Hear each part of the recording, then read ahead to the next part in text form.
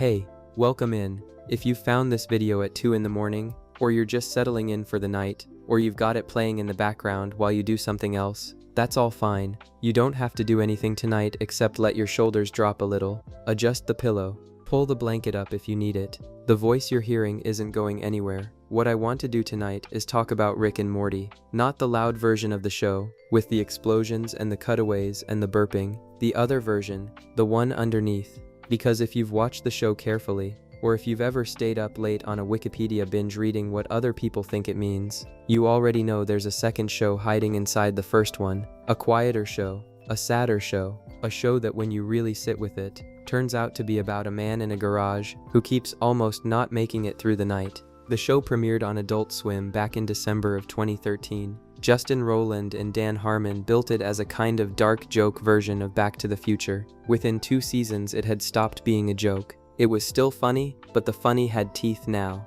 By season 3 it was, depending on the episode you were watching, one of the bleakest things on television. The fans noticed, the fans built theories, and tonight we're going to walk through them. I'm going to take you character by character, 2 theories for most of them. We'll cover Rick, then Morty, then Summer, Beth, Jerry, Evil Morty, Bird Person, and Mr. Poopy Butthole. And at the end we'll do one last theory about the show itself, because by the time you've worked through everyone in the family, there's really only one place left to land. Some of what I'll cover tonight is famous theory stuff. Some of it the show has more or less confirmed. Some of it lives in fan corners of the internet, and probably won't ever get a canonical answer. All of it, if you let it, will change how the show feels the next time you put it on. If you do enjoy this kind of thing, hit the subscribe button before we get started. It really does make a difference for the channel, and it means the next time you can't sleep, the next long, slow video is already there waiting for you.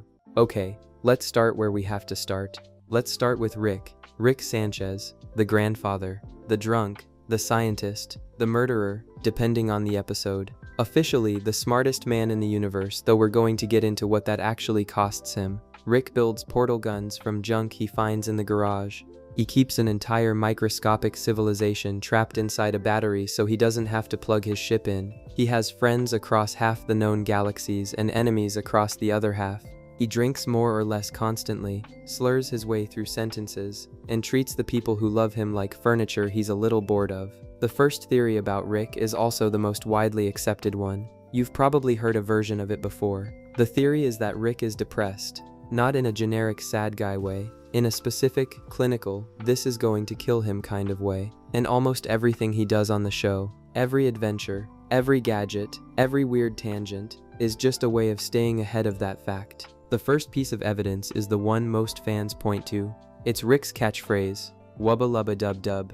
In season 1 Rick says it constantly. He shouts it during fights, he mutters it under his breath, he throws it out like a cheerful little signature. It sounds like cartoon nonsense. It sounds like the kind of thing a goofy grandpa would put on a t-shirt. And then in the season 1 finale, the episode Close Rick Counters of the Rick Kind, the show does something cruel. Bird Person, Rick's oldest friend, sits Morty down and tells him that wubba lubba dub dub isn't nonsense. It's a phrase from Bird Person's native language, and translated it means something specific. It means I am in great pain, please help me. That's the catchphrase. That's what Rick has been yelling, in public, in front of his family, in front of strangers, in front of you, since the pilot. He's been screaming for help inside a joke nobody else around him speaks the language to hear. Once you know that, you can't watch the early episodes the same way. The line stops being funny. The cheerful delivery starts feeling like camouflage. The man under the burping is, the whole time, asking the universe for help, and being ignored. The second piece of evidence is harder to watch. Season 2, Episode 3, Autoerotic Assimilation. Most fans agree this is somewhere near the top of the show's saddest episodes. Rick runs into Unity, an old hive mind girlfriend who can possess entire planetary civilizations at once. For a few minutes of screen time, Rick is happy. Actually happy. He's laughing without the sneer. He's relaxed. He's in love. Unity is the only kind of partner who could possibly match his scale, and they fall back into each other like nothing ever happened. Then Unity dumps him. She writes him a letter. She tells him, gently, that loving him is destroying her, that his particular gravity pulls her toward the worst version of herself, The phrase she uses, more or less, is that being with him isn't allowing her to be who she's supposed to be. It isn't a fight. It isn't a betrayal. It's an honest goodbye from someone who has clearly thought about it for a while. She loves him enough to leave him before he ruins her. Rick reads the letter. Rick doesn't react on screen. He just folds it. Rick goes home alone. Rick walks down into the garage. And then the episode does something it never does. It goes quiet. No music. No bit. No cutaway. Rick sits at his workbench, builds a device, attaches it to his forehead, and prepares to use it on himself. He's going to end it. That's what's happening on screen. The smartest man in the universe is going to die in his garage, alone, with nobody coming to stop him, and the only reason he doesn't die that night is that he passes out drunk before the timer goes off. His own addiction saves his life, by accident. The next morning the show resets. Rick gets up, makes a joke, walks past the device he built to kill himself, and the family never finds out anything happened at all. That scene is the load-bearing moment of the whole series. Once you've seen it, everything else looks different. The drinking, for instance, stops looking like a character quirk. Rick doesn't drink because he enjoys it. He drinks because he can't survive being sober. The flask is medical equipment. Even the burping, which the show plays as a verbal tic, starts to feel like the side effect of a body that's been kept at a particular blood alcohol level for so long it can't operate any other way. The reckless adventures stop looking like fun too. Rick picks fights with creatures that should kill him on contact. Rick walks into traps that should snap shut on him. Rick goads enemies who could end him with a thought. The pattern only makes sense if you read it as a slow form of trying to die without having to be the one to do it. Suicide by adventure, basically. He's giving the universe one chance after another to take him so he doesn't have to take himself. And the cruelty makes a different kind of sense now too. The way Rick treats Morty, the way he treats Beth, the way he treats Jerry, especially. He isn't being cold because he doesn't care. He's being cold because he cares too much. And he's trying to make sure that whenever the night finally does come, the people in this house won't miss him as badly as they would otherwise. It's not contempt. It's a long, slow goodbye disguised as bad behavior. He's trying to leave a little more easily. That's the first theory about Rick. Everything he does is shaped by something he's already tried to do once. In a quiet garage, in season 2, when nobody was looking. The second theory about Rick is harder, and the show has had to dole it out in pieces across multiple seasons before fans could really put it together. It's the question of where this version of Rick actually came from in the first place.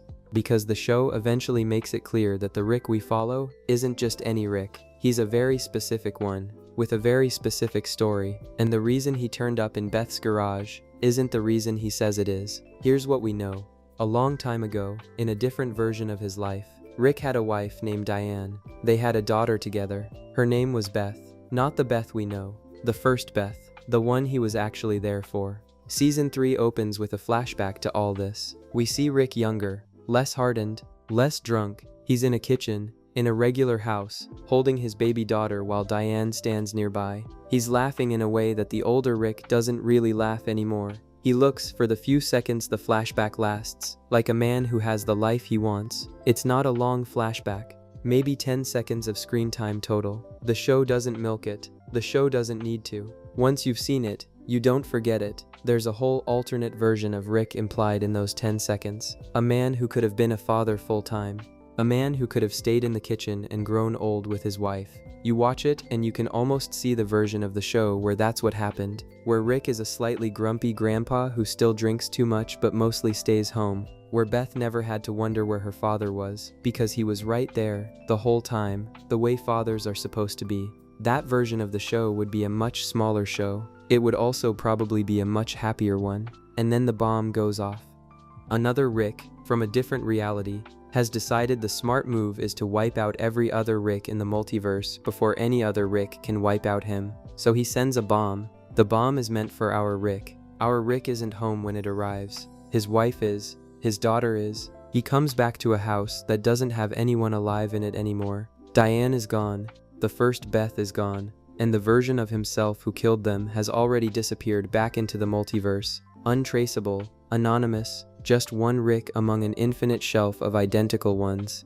The grief breaks him. The show doesn't really show us this part directly. It just shows us the man on the other side of it. Rick spends what the show implies is decades of his own subjective time chasing the Rick who killed his family. across dimensions, across realities, across every version of every place where the killer could possibly be hiding. He never finds him. The killer hides too well, in the same way every Rick learns to hide too well, by definition. And by the time Rick gives up the search, the man who started it is gone. He's not a husband anymore. He's not a father. He's something else now. Something that wears a Rick costume and remembers being one of them. So he does what a grief-broken god does. He picks another universe.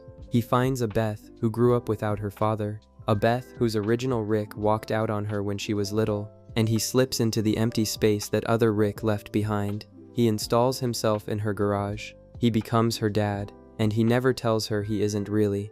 The show backs this up in the Rickshank Rickdemption, Season 3's opener, where Rick is being interrogated by the Galactic Federation, and the truth comes out under duress. He confesses, in tears, that he chose this family because they were pliable, easy to manipulate, easy to use. The episode lets you read it as a lie, as Rick playing a role to escape custody, but fans pretty much immediately read it the other way. Some of what he said in that interrogation was true. He did choose this Beth, deliberately, out of countless possible Beths, in countless possible realities. He just didn't choose her for the reason he gave. He chose her because she was close enough. He couldn't fix the loss. He couldn't bring Diane back. He couldn't bring the first Beth back. But somewhere out there in the infinite stack of realities, there was a Beth-shaped opening, and he climbed into it, and he's been pretending ever since. That recasts everything. Every time he calls this Beth sweetie, there's a half-beat hesitation in his voice, like the word is meant for someone else. Every time he ruffles Morty's hair, he's performing a version of grandfatherhood he didn't get to do for real. Every time he mocks Jerry, he's underlining the fact that he doesn't actually belong here. Because if he ever admitted he did, the lie he's built his life on would crack open. That's the second theory. Rick isn't really their grandfather. He's a grieving widower who picked this family because they fit the hole. And the worst part is, on some level, he loves them anyway. He loves them in spite of the fact that they're substitutes. He loves them because they're substitutes. And he can't tell them because if he ever told them, he'd have to admit out loud what he's actually doing here. And he isn't strong enough to do that yet. He might never be. Take a breath. Let that one sit for a second. Two theories about Rick and the show already looks different. The mad scientist is also a widower. The reckless drunk is also a man who lost everything and tried to glue his life back together with people he barely knows. Let's move on. The next character is the one who's been sitting next to him the whole time. The boy in the passenger seat. Let's talk about Morty. Morty Smith, 14 years old, bad at school, worse at girls, stammers through almost every sentence, spends most of his life being dragged through portals and screaming. On the surface, he's the audience stand-in, the kid you watch the chaos through. The reason Rick has someone to explain things to. But the first theory about Morty starts from something the show told us right out loud. In the season 1 finale, and most people kind of nodded at it and moved on. The line is this: a Rick's brainwaves are extremely conspicuous. Very intelligent thoughts give off a particular kind of signature that, in the right kind of multiversal radar, lights up like a flare. A Morty's brainwaves, on the other hand, are kind of mush. Low signal, high noise. And here's the part where the show got clever. The two waveforms cancel each other out. If a Rick is standing close enough to his own Morty, the Morty's mush effectively swallows the Rick signal, and the Rick becomes invisible to anyone scanning for him. That's canon. That's not a theory. The show stated it as a mechanic of how the universe works.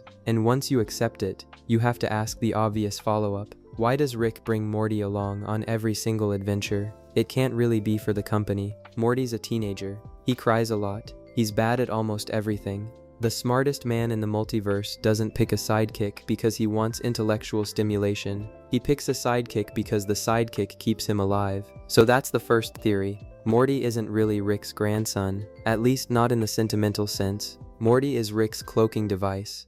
Every time Rick drags him out of bed at 3 in the morning to chase some interdimensional whatever, Rick is also putting on a piece of body armor that happens to be a kid. The reason Rick is so weirdly insistent on Morty coming with him, even when Morty is exhausted, even when Morty is begging to stay home, even when Morty has school, is that Rick is significantly more vulnerable when Morty isn't in the room. The Citadel of Ricks, when we finally get to see it, basically confirms this. In Season 3's The Ricklantis Mix-Up, the show opens up the Citadel and shows us what life looks like for the infinite Ricks and infinite Mortys who live inside it. The Mortys are not pets, they're not buddies, they're infrastructure. They're sorted, processed, bussed around in school buses, assigned to Ricks like federal IDs. The whole gray bureaucratic ecosystem of the Citadel runs on the labor and the brainwaves of Mortys. The Ricks know it, the Ricks built it, and, the theory says, our Rick, the one we follow, isn't somehow exempt from this. He's just running a smaller, more personal version of the same system in a garage in suburban America.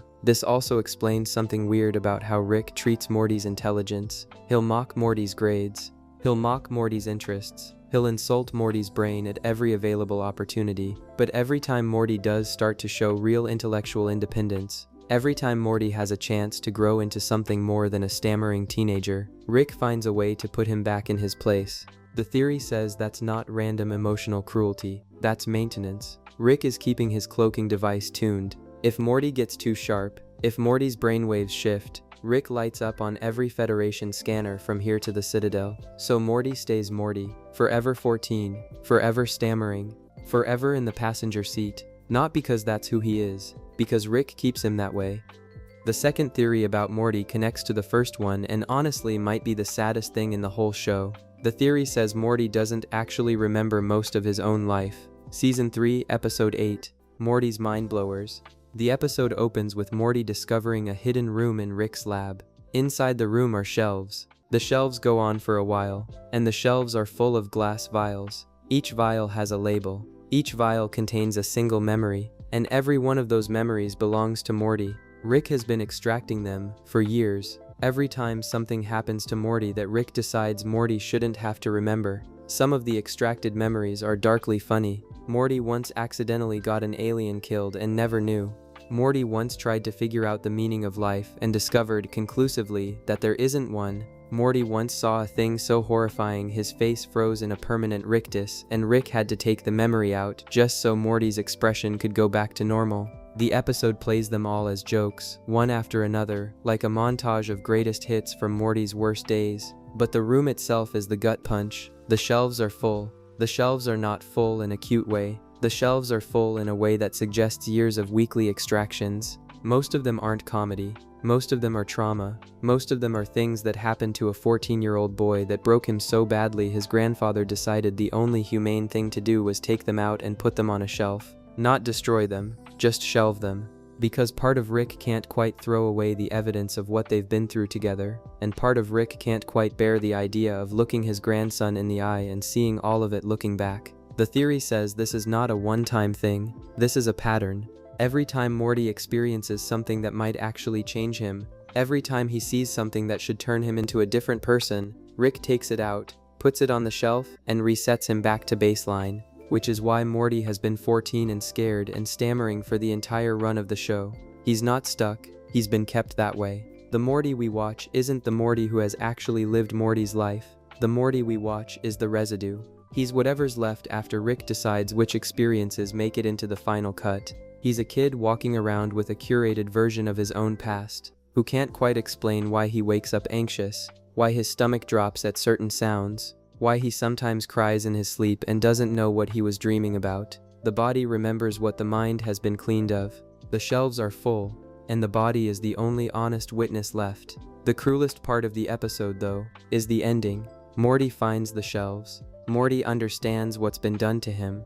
And Morty, given the chance to take it all back, given the chance to remember what's his, chooses to forget. He and Rick both inject themselves with a mind wipe.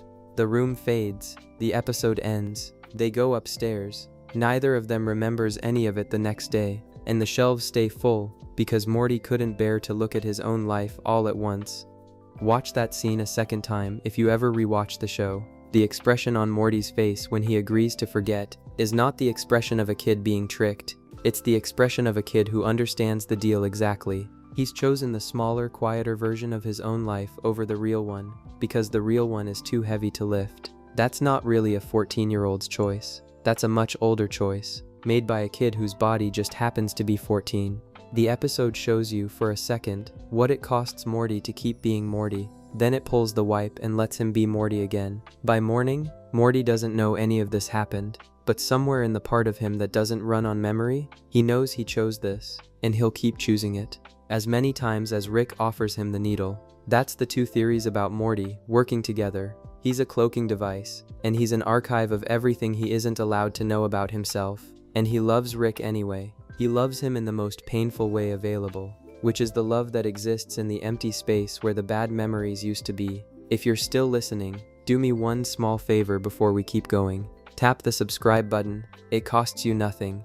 It really does help the channel, and it means the next time you can't sleep at 2 in the morning, at 4 in the morning, whenever your brain refuses to be quiet, the next theory will already be queued up and ready for you. You won't have to go looking, it'll just be there. Subscribe, settle back into the pillow, and we'll keep going. Okay, let's talk about Summer. Summer Smith, 17 years old, older sister, has spent most of the early seasons being written, more or less, as a teenage girl cliché.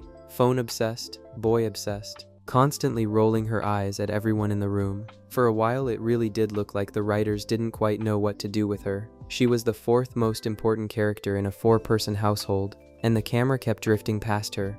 And then somewhere in the middle of season 2, that started to change. The writers seemed to figure out who Summer actually was. And once they did, a theory started forming among fans that has only gotten stronger every season since. The theory is that Summer, not Morty, is Rick's favorite. The reason he hides it is that he knows what he is, and he doesn't want her to become it. The evidence is in how Rick looks at her in specific episodes. Start with season 2's Big Trouble in Little Sanchez, the Tiny Rick episode. Rick clones himself a teenage body, sneaks into Morty and Summer's high school, and becomes incredibly popular as a teen version of himself. It's a fun episode. It's also an episode where Rick gets stuck inside the teenage body and starts dying, because his actual consciousness is being slowly suppressed by the brain chemistry of the host. Morty doesn't notice. The parents don't notice. The school doesn't notice. Summer notices. She figures it out from 1,000 small signals. She tracks the change in his behavior. She gathers evidence. She organizes a plan, and when the moment comes, she's the one who pulls him out of the body that's killing him. She saves his life, and the show doesn't really make a big deal of it, but you can see something shift in Rick afterward. His teasing of her has a different quality to it from that episode on. He still mocks her. He still pretends not to care, but there's a recognition in there now. The granddaughter saw him when nobody else did. Rick doesn't forget that. Then there's season 3's Rick Mancing the Stone. Rick takes Summer and Morty into a Mad Max post-apocalyptic dimension. The episode plays for action and gags, but watch Summer in it. Watch what happens when you drop her into a hostile environment with no rules and no parents. She doesn't crumple. She adapts. She finds a tribe. She fights. She becomes, in the span of a single episode, basically a desert warlord. Rick watches her do this. The camera holds on his face during it, and what's there isn't annoyance. It's something closer to pride. He sees a version of himself in her that he doesn't see in anyone else, and he doesn't know what to do with that, so he says nothing. So the first theory is that Rick knows Summer is the actual heir, not Morty. Beth is too anchored to her own pain to ever really inherit anything from him. Morty is too soft, too gentle, too easily knocked off course. Jerry obviously isn't in the running, but Summer has Rick's natural instincts, the willingness to read a room and figure out the angles, the willingness to choose what she wants and go after it without making excuses,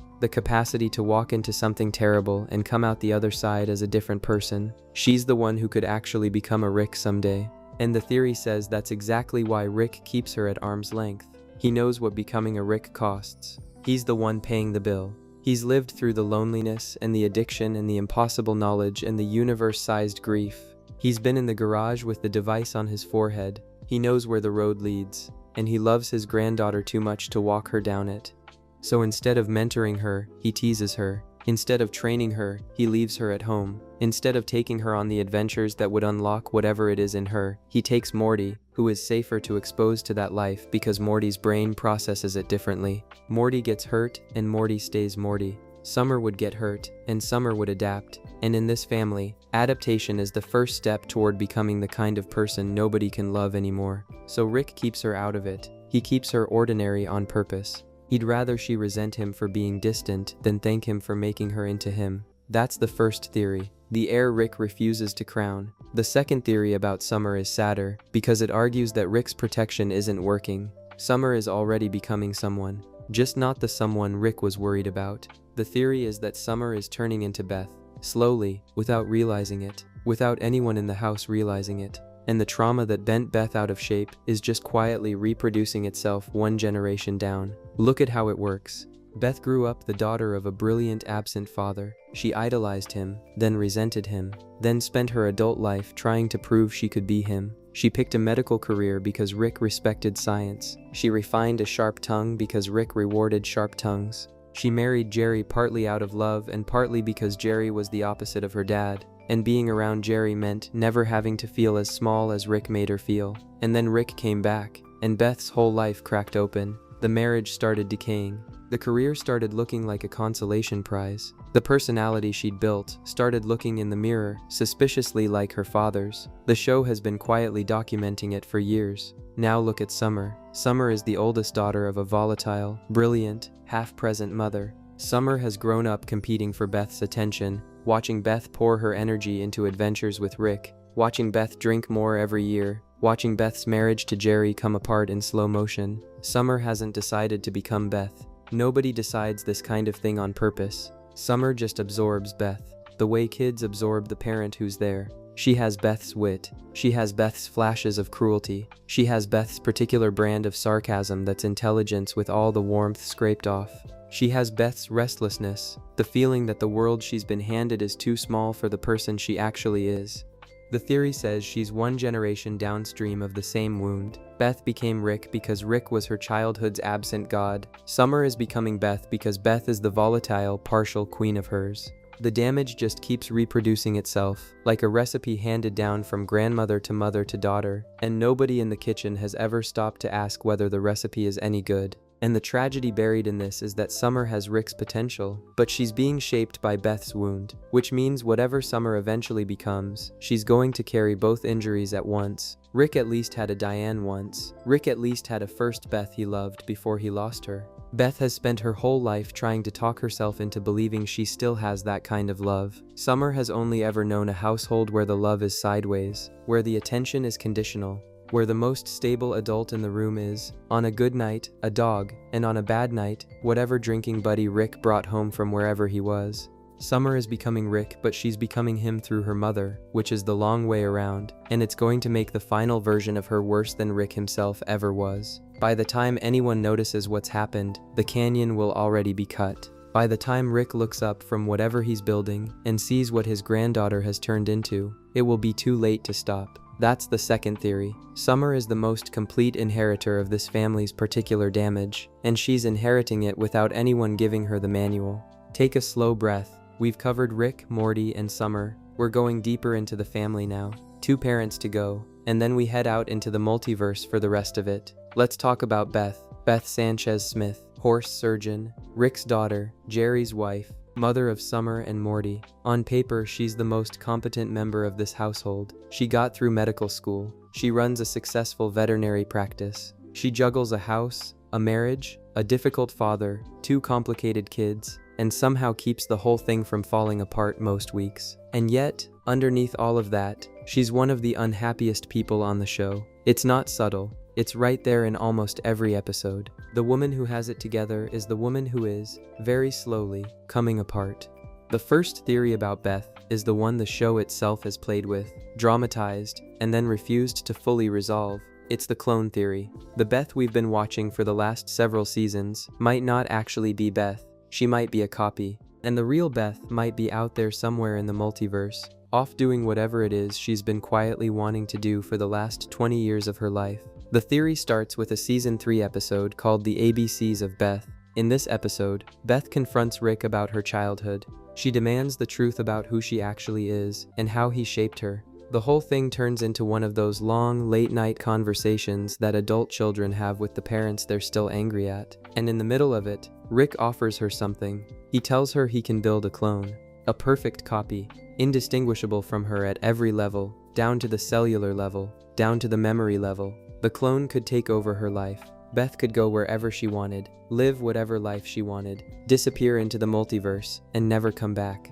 And nobody, Not Jerry, not the kids, not even Beth herself, would be able to tell the difference. The episode does not show us which Beth chose to leave and which Beth chose to stay. That's the whole trick of it. We see Beth, after the offer, return to her family. She sits at the dinner table. She kisses Jerry. She tucks the kids in. And we don't know. Rick doesn't say. The show doesn't say. The ambiguity is left right there on the floor, and the fans have been chewing on it ever since. The theory says we've been watching the clone. The Beth we follow, the one who keeps going to work, and keeps loving Jerry, and keeps fighting with Rick, and keeps holding the house together, is the copy. The real Beth, the one with Rick's restlessness, and Rick's appetite for the impossible, walked out. She's out there now, somewhere, on a ship, in a war, in a galaxy we'll never see. She might be happy, she might be terrible, she might be both. And the Beth at home is going through the motions of a life that the original version of her was already too tired to keep living. The evidence for this is scattered, and it's mostly tonal. The Beth we watch in later seasons is sharper than the Beth of season 1. She's a little angrier, a little more tightly wound. She makes choices she would not have made before. She tolerates Jerry with a strange new patience that almost looks like resignation. She drinks differently, she laughs differently, she fights with Rick differently. It's like watching someone settle into a role rather than living a life. And then the show goes ahead and confirms the rest of it by introducing Space Beth. We meet the version of Beth who definitely did take the offer, who definitely is in the multiverse, who shows up with her own ship and her own crew and her own body count. The existence of Space Beth proves the offer happened. A Beth chose it. The only remaining question is which Beth is which. When the two Beths finally meet, the show plays the scene as gently as it knows how. They stand across from each other. They look the same. They sound the same. They remember the same childhood. And neither of them has any way to verify whether her memories are real or installed. Rick himself admits, when pressed, that he built the clone to be indistinguishable. The DNA matches. The fingerprints match. The memories match. There is, by design, no test that could resolve which one is the original. Even the original, if there is an original, has no way to confirm it from the inside. That's the cruelty of what Rick built. He gave his daughter the perfect escape, and he gave her the perfect way of never knowing if she used it. Both Beths walk away from that meeting unable to tell, even to themselves, whether they are the one who chose to leave or the one who was made for the one who chose to leave. They eventually settle into a kind of peace about it, more or less by deciding the question isn't worth answering anymore. They become sisters, in a weird way, two versions of the same person, both real, both incomplete, but the peace doesn't actually resolve anything. The question is still there, underneath. Every time the Beth at home looks at her kids, some quiet part of her is asking whether she's really their mother, or just a near-perfect impression of their mother. Every time she kisses Jerry goodnight, some quiet part of her is asking whether she even has a real marriage or a borrowed one. There is no way out of that doubt. The clone, if she is the clone, will never know. The original, if she is the original, will spend the rest of her life wondering if she made the wrong choice. If you sit with the theory long enough, it gets pretty unbearable. The woman raising Morty might not be his mother, not in the way he thinks. She might be a manufactured copy installed in his life without his knowledge. And every hug, every dinner, every bedtime is technically real, and technically also a kind of beautiful lie. The show drops this idea on us, and then refuses to fix it for us. That's part of what makes Beth so hard to watch in the later seasons. There's a metaphysical uncertainty buried in every scene she's in, and the show never lets her, or us, resolve it. That's the first theory. The second theory is darker, because it doesn't depend on the clone being real. The second theory is that whether or not she's a clone, Beth is turning into Rick, and she's making the choice on purpose, and it's going to cost her the rest of herself. We touched on this earlier when we talked about Summer. Beth's whole life has been shaped by being Rick's daughter. She idolized him, then resented him, then spent her adult life trying to prove she could match him. The medical career, the sharp tongue, the drinking, the whole texture of her personality is built around the question of whether she's good enough to be Rick's child. And then Rick actually came back, and the slow process of becoming him went into overdrive. Now her father is in the house. Now she has a daily measuring stick. Now she has the option of just leaning all the way into the family disease and becoming a real, full-time Rick. The theory says she's leaning, slowly, every season. You can track it. Look at her relationship with Jerry. In the early episodes, she has real, complicated, conflicted feelings about him. She loves him and resents him and stays married to him anyway. By the later seasons, the resentment is winning. She mocks him to Rick now. She talks about him to Rick the way Rick talks about him to her. She started seeing her own husband through her father's eyes, which is a small surrender, but a final one. Look at her relationship with the kids. She loves them.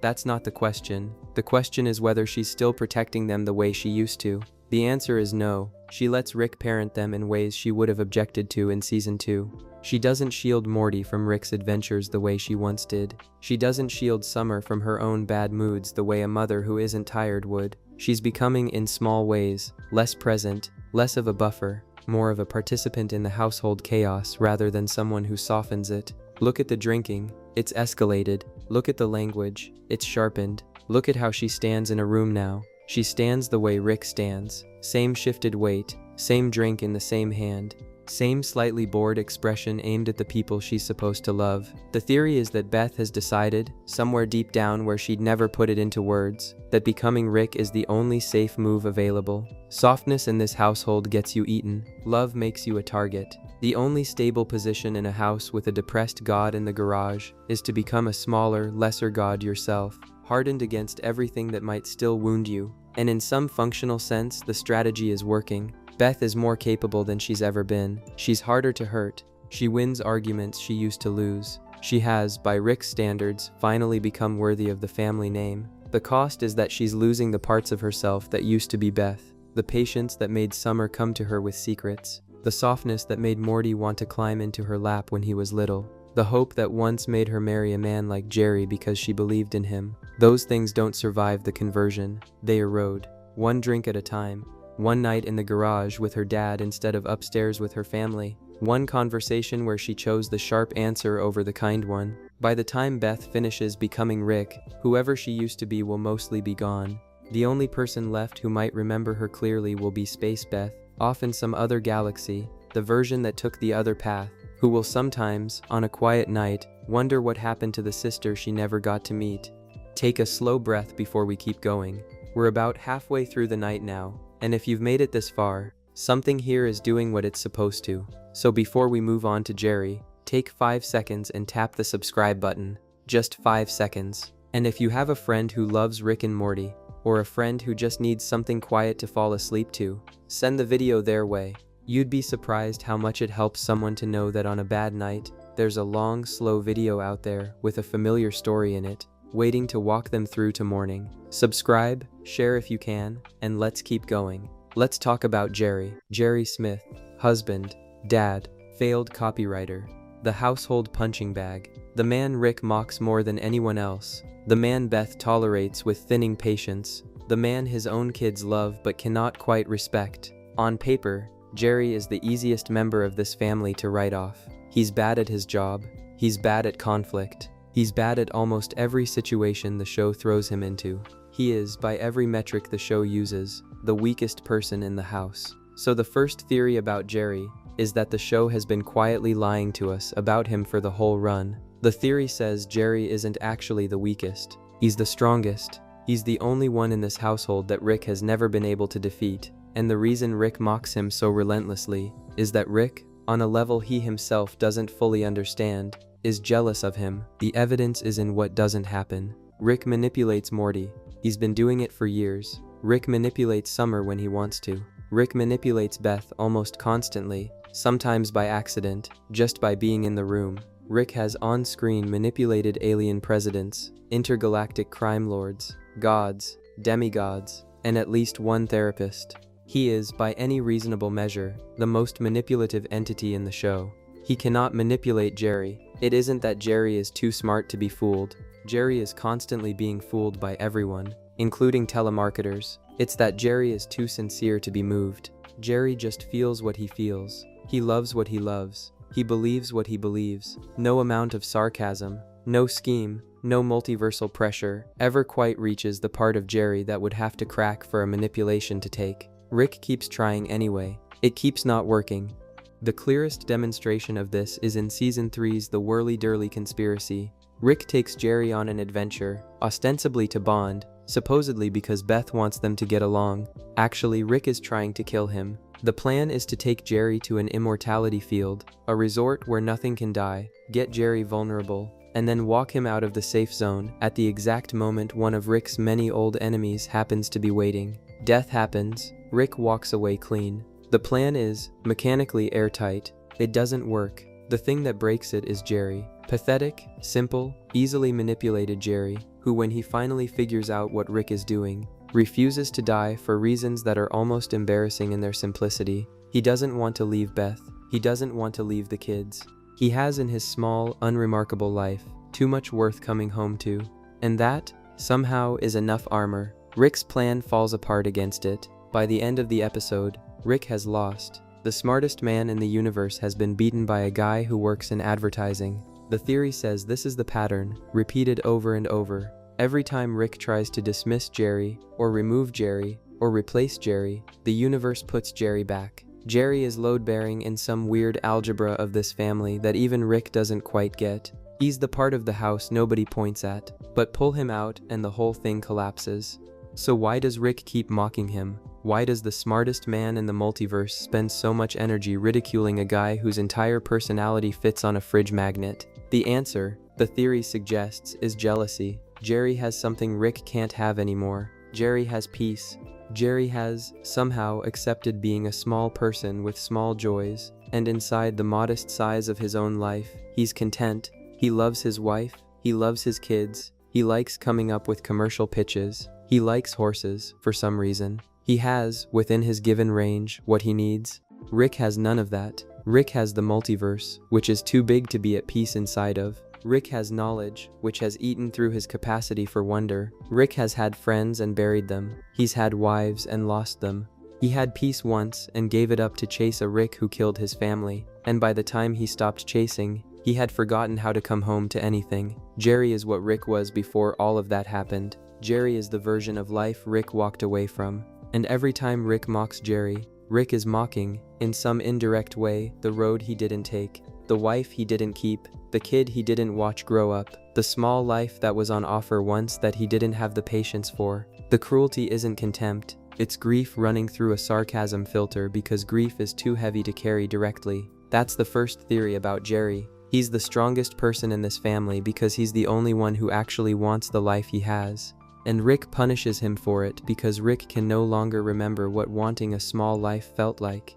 The second theory about Jerry follows from this and is honestly scarier. The theory is that Jerry, without realizing it, is the only thing keeping the Smith family from being torn apart by Rick. He's the brake on the system. He's the friction that keeps the engine from running itself into the ground. And if Jerry ever does permanently leave, the family won't last the year. The evidence for this is mostly in negative space. We have seen what happens in the dimensions where Jerry isn't there. We have seen the Citadel timelines. We have seen post-apocalyptic timelines where the Smiths split apart and never came back together. In the universes where Beth never married Jerry, where the family never formed, the version of Rick we get is even worse than the one we follow. More reckless, more isolated, more finished. The mere existence of the Smith family, with all its dysfunction, is a stabilizing influence on Rick. And the only reason the Smith family exists is that Beth, against every piece of advice she ever got, married Jerry and stayed married to him long enough to build a household around him. Jerry isn't just Beth's husband in this reading. He's the small, stubborn, easily mocked weight that holds Rick to this earth. He's the reason Rick has a garage to come home to instead of a starship to vanish into. He's the man whose continued presence in this house is, quietly, the only thing keeping a depressed God from going back to the workbench in Season 2 and finishing what he started. The show actually tests this. When Beth and Jerry briefly divorce, in the back half of Season 3, the family destabilizes hard. Beth nearly leaves Earth. Rick spirals further. The kids get scattered emotionally. The household becomes unrecognizable for a while. And the show, with what feels like genuine relief, eventually brings Jerry back, because the writers seem to know what the theory knows. Without Jerry, there's no Smith family. Without the Smith family, Rick has nothing left to live for. That's the second theory. Jerry isn't a punchline. He's a load-bearing pillar disguised as a punchline. And Rick has to keep mocking him, because if any of us, including Rick, ever fully understood what Jerry is doing for this family, the comedy of the show would crack open under the weight of how serious it actually is. Settle deeper into the pillow. We've worked through the 4 members of the Smith household and the man in their garage. 5 characters down, 3 to go. The show is already a different show than the one you started this video with. But there's one more Morty we haven't talked about. He doesn't live in the Smith house. He wears an eye patch. He has a plan, and the longer the show runs, the clearer it gets that he might be the actual protagonist of the entire series. Let's talk about Evil Morty. Evil Morty, the Morty with the eye patch. The one who first showed up in the season 1 finale, walked away from the camera with his eye patch glinting while ominous music played, and then disappeared from the show for 2 whole seasons. If you watched live in 2014, this was a moment. Fans replayed those last 40 seconds over and over. The music sting was an actual classical piece, not the usual show score, which was the first signal that something different was happening. The walk was framed like a movie villain reveal in a series that didn't really do movie villain reveals. And then nothing. 2 whole seasons of nothing. The fans built theories in the gap, whole forums devoted to the question of who that Morty was, and what he wanted, and when the show was going to come back to him. By the time he did come back, the build-up had become its own kind of canon. He came back in Season 3's The Ricklantis Mix-Up as a candidate for president of the Citadel of Ricks, the one who won the election in a landslide, and then while the credits prepared to roll, started having his opponents quietly executed in airlocks. The one who in the Season 5 finale, Rick Morty Jack, finally explained what he had been working toward all along, and in doing so kind of cracked the whole show open. The first theory about Evil Morty, the one fans clung to for years before the show partially confirmed it, is that Evil Morty isn't actually evil. He's the original Morty, the very first one. The first Morty our Rick ever had. The Morty who got used, abused, and eventually discarded when Rick decided to move on to a fresher, more pliable version. And everything Evil Morty has done since, every speech, every assassination, every coup, is the long, careful revenge of a kid whose god abandoned him. The evidence is in the way the show builds the Morty system. We've already talked about how Mortys work as cloaking devices. We've talked about how a Morty's brainwaves cancel out a Rick's, but the system isn't permanent. A Morty who rides along with a Rick long enough starts absorbing things. Knowledge, trauma, bitterness. Eventually a Morty grows up just enough that the cancellation stops working as well as it used to. The signal starts to come back, the cloak phrase. When that happens, the theory says, a Rick has options. He can wipe the Morty's mind, like our Rick does in Morty's Mind Blowers. He can swap the Morty out for a younger one from a different reality, since there's an infinite supply. Or, in the worst version, he can just abandon the old Morty somewhere in the multiverse and walk away. The Citadel has plenty of orphan Mortys. The system absorbs them. Nobody asks questions. Evil Morty, the theory says, is what happens when an abandoned Morty doesn't go quietly. He's the Morty who got used as a shield in adventures so brutal that his mind hardened around the trauma instead of cracking under it. The Morty who, when his Rick discarded him, didn't curl up. He picked up a portal gun. He started moving. He started learning. And what he learned, over a long quiet period of careful observation, is what the rest of the Mortys never figure out. He learned that the Ricks aren't gods. He learned that the Ricks are scared, fragile, addicted, dependent on their Mortys in ways the Mortys don't yet understand. He learned that the system keeping the Mortys docile and the Ricks in charge isn't natural, it was built. And anything that gets built can be taken apart. That's what Evil Morty has been doing across every episode he appears in. Taking the system apart, carefully, surgically, from the inside. By the time we see him in the Ricklantis Mix-Up, he's already infiltrated the political structure of the Citadel. He's installed a Morty body double as a presidential candidate. He's built an audio surveillance network that lets him listen to every Rick and every Morty in the entire city. He's prepared a coup so quiet that even the smartest Ricks in the Citadel don't see it coming until it's already happened. The episode itself is worth pausing on for a minute. The Ricklantis Mix-Up is one of the show's most ambitious hours, and probably its most quietly devastating. It opens up the Citadel of Ricks and shows us what life inside it actually looks like, and the picture is not flattering. We see a Rick working as a beat cop. We see a Morty driving a school bus full of younger Mortys to processing. We see an entire economy built on the labor of Ricks and Mortys who couldn't get out of the system, who are stuck in low-wage jobs, who are quietly miserable behind the chrome veneer of multiversal advancement. The Citadel, the episode tells us, isn't a utopia, it's a factory town.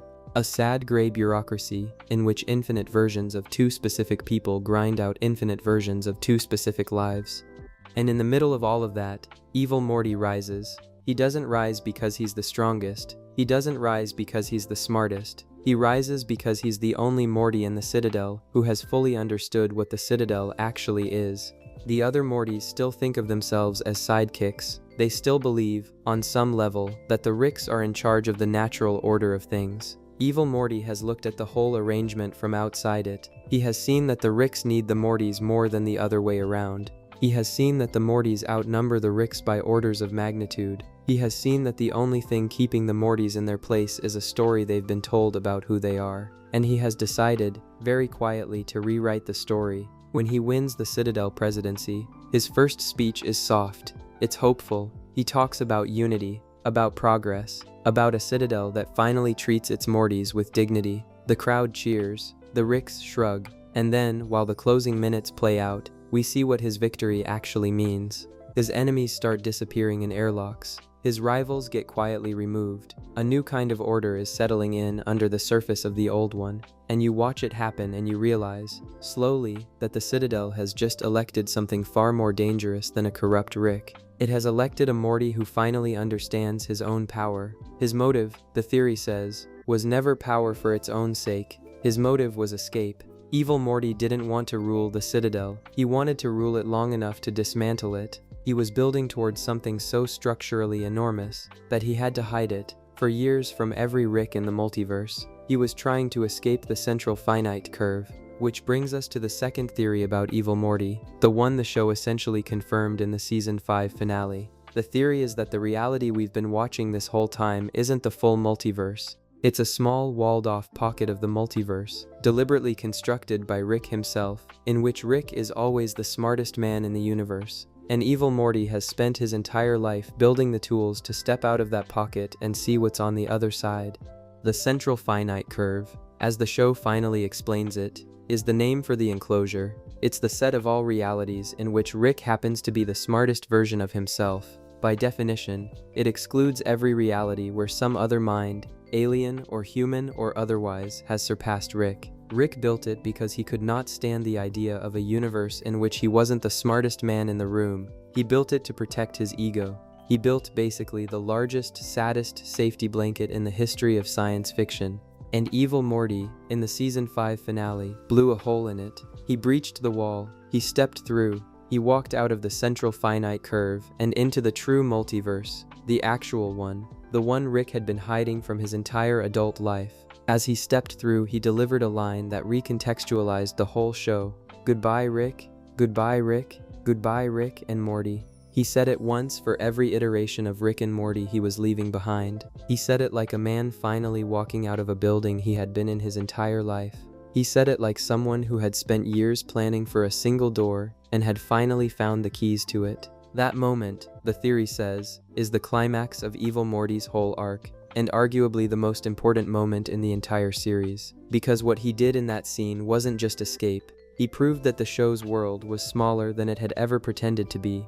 The infinite Ricks were never really infinite. They were a finite subset of a much larger reality, curated by one man's vanity.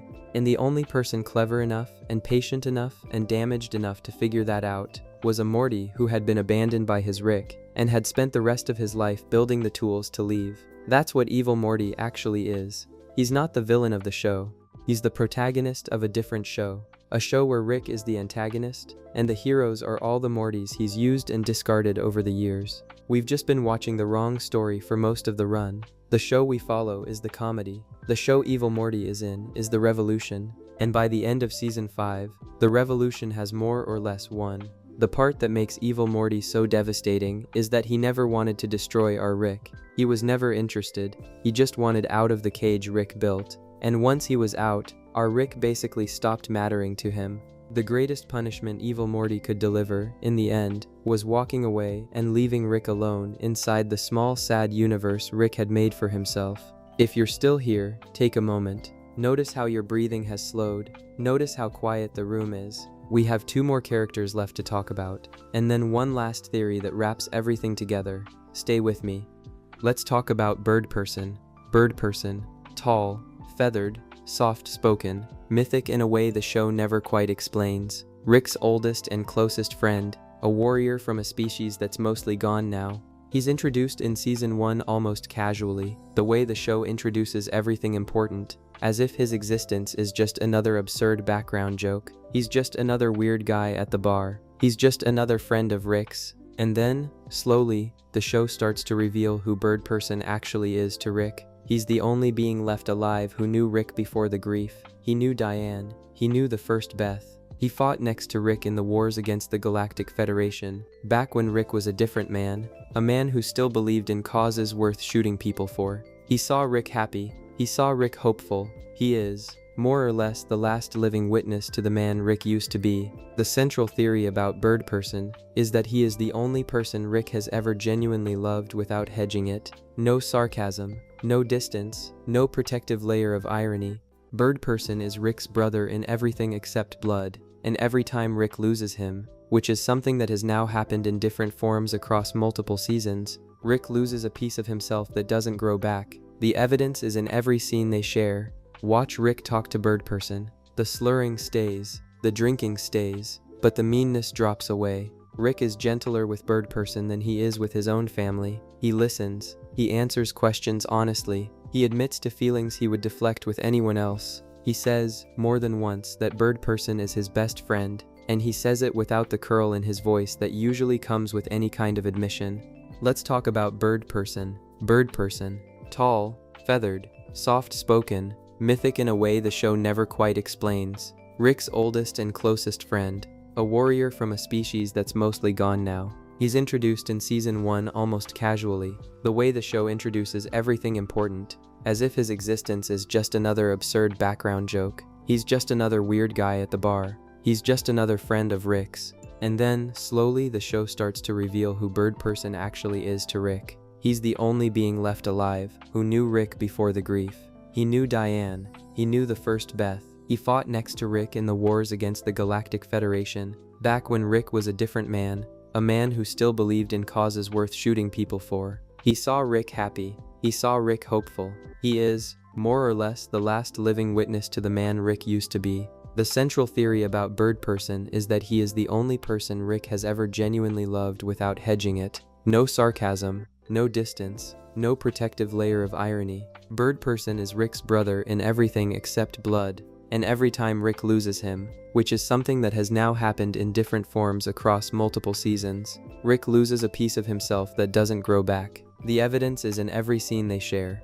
Watch Rick talk to Bird Person. The slurring stays, the drinking stays, but the meanness drops away. Rick is gentler with Bird Person than he is with his own family. He listens. He answers questions honestly. He admits to feelings he would deflect with anyone else. He says more than once that Bird Person is his best friend, and he says it without the curl in his voice that usually comes with any kind of admission. And then in the season 2 finale, The Wedding Squanchers, Bird Person is killed, shot down at his own wedding, in the middle of the celebration, by the woman he was about to marry. Tammy turns out to be a Galactic Federation agent. The whole wedding is a trap.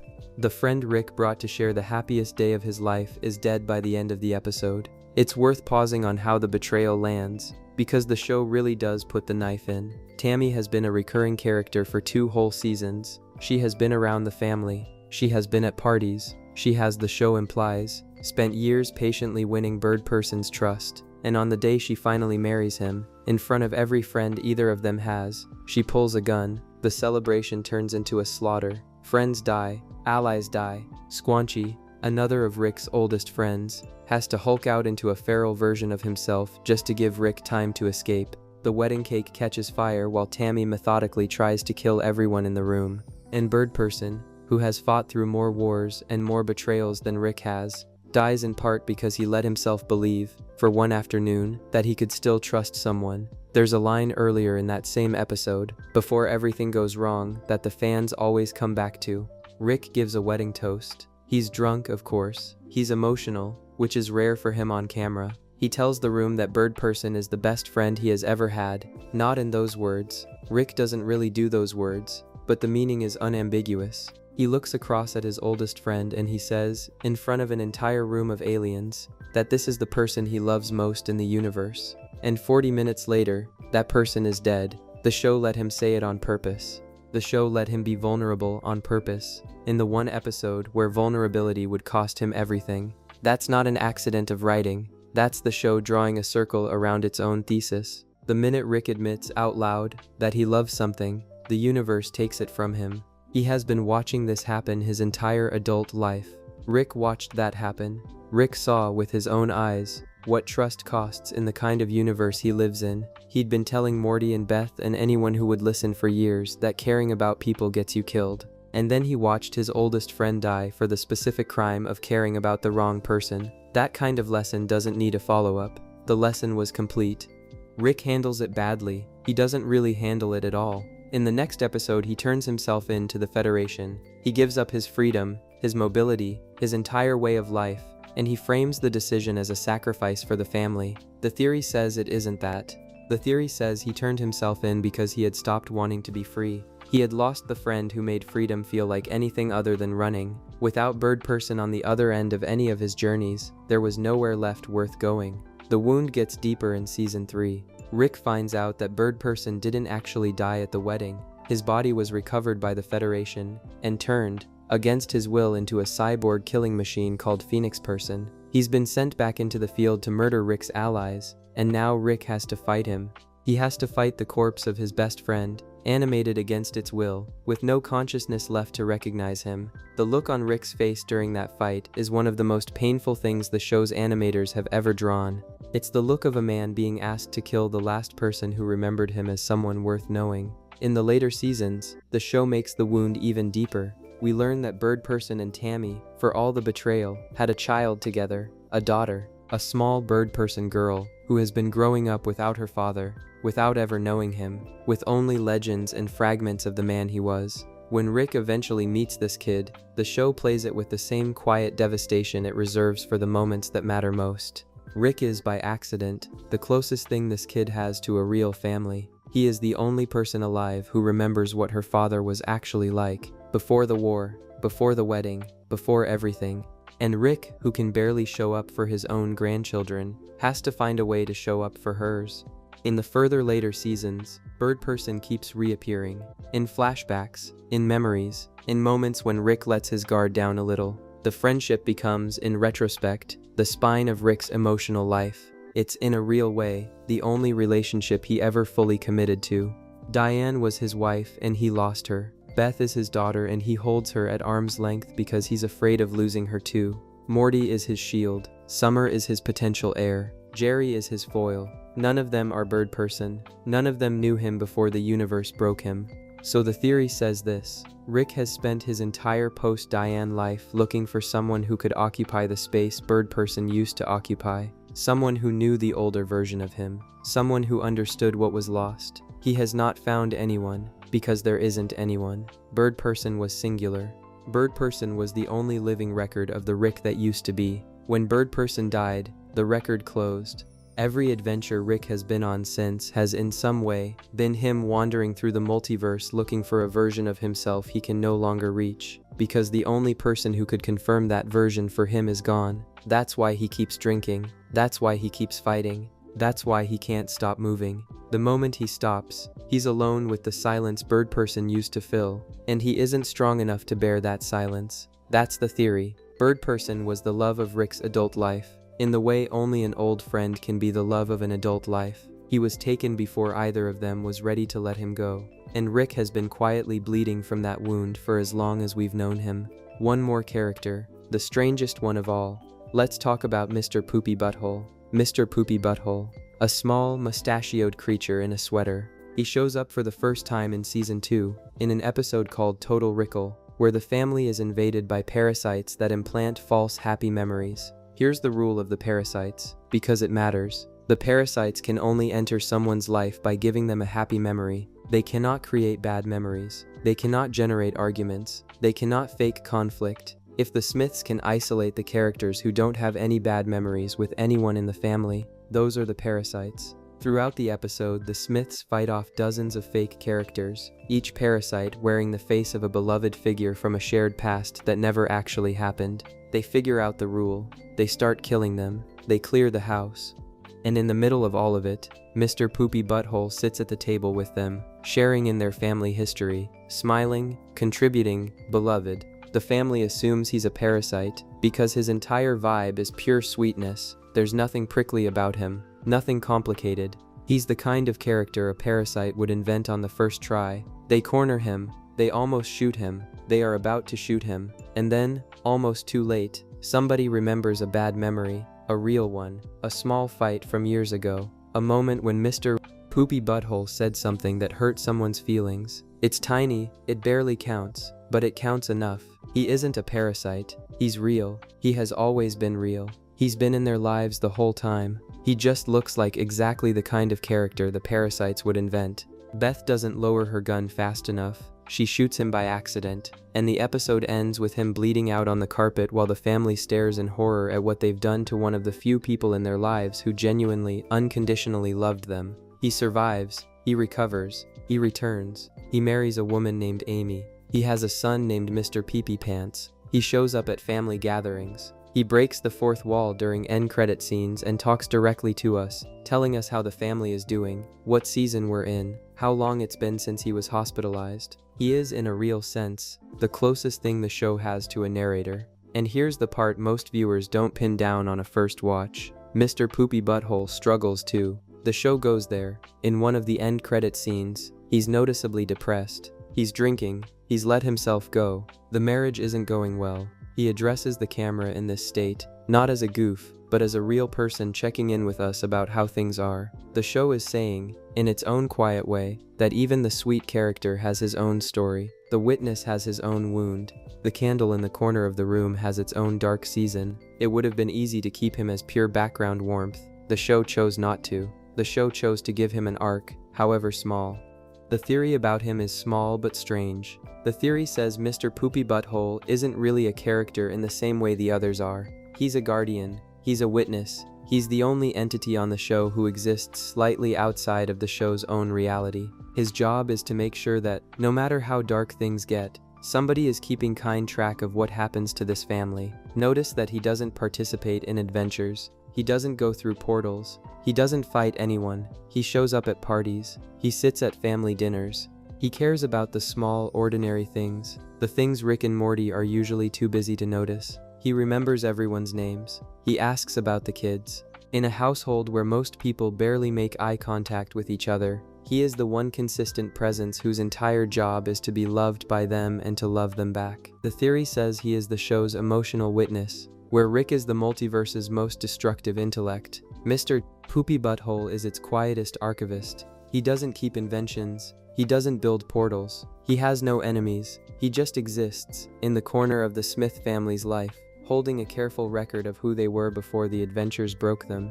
And when he addresses the camera during the credits, the theory says he's reporting in. He's telling us the family is still standing. That despite all of it, despite Rick and despite evil Morty, and despite Beth's slow conversion, and despite Jerry's quiet endurance, the household is somehow, against the odds, still a household. He's the show's proof that the show is not entirely dark. He's the small sweater-wearing reminder that even in a universe of casual cosmic cruelty, somebody somewhere is paying gentle attention to whether or not the Smith family is okay. That's the theory of Mr. Poopy Butthole. He isn't really a character, he's a candle. He's the soft light the show keeps lit in the corner of the room, so that no matter how dark it gets, you can still find your way to the door, if you need to. We're almost at the end now.